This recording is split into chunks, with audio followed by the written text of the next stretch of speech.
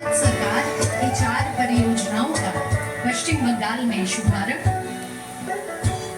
ये 4 प्रकल्प हैं डिजिटल कृषि मिशन, प्रधानमंत्री फसल बीमा योजना, राष्ट्रीय प्राकृतिक खेती मिशन और प्रधानमंत्री धन धान्य कृषि योजना।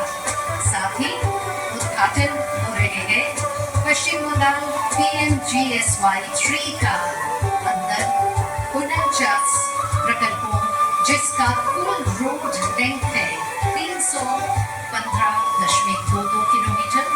फ्रेजरगंज मत्स्य बंदर का संप्रसारण और सारे और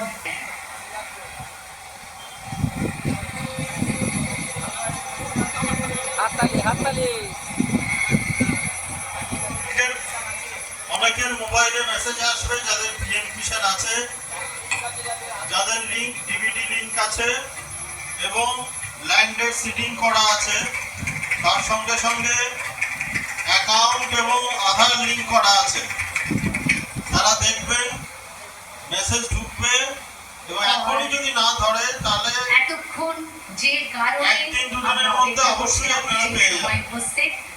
अब मैं हमारे परम आदरणीय प्रधान महादेव